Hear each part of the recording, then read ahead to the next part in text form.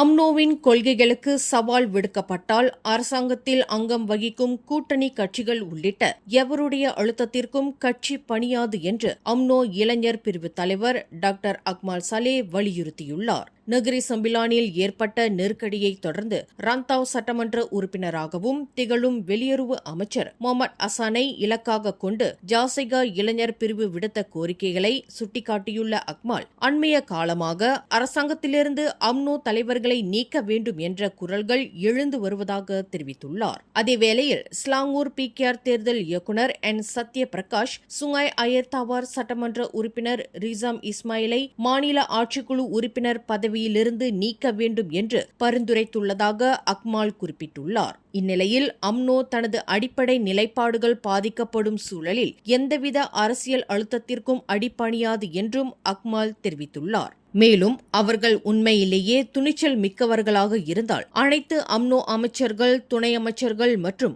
ஆட்சிக்குழு உறுப்பினர்களையும் நீக்கட்டும் என்று கோலாலம்பூர் உலக வர்த்தக மையத்தில் இன்று நடைபெற்ற அம்னோவின் 80வது ஆண்டு நிறைவு மாநாட்டில் அக்மால் தெரிவித்துள்ளார். மேலும் செய்திகளை தெரிந்து கொள்ள கீழே இருக்கும் பெல் பட்டனை அழுத்துங்கள். உங்கள் மகிழ்ச்சியை வெளிப்படுத்த லைக் மற்றும் ஷேர் செய்யுங்கள். தொடர்ந்து திசைகளோடு இணைந்திருக்க சப்ஸ்கிரைப் செய்யுங்கள்.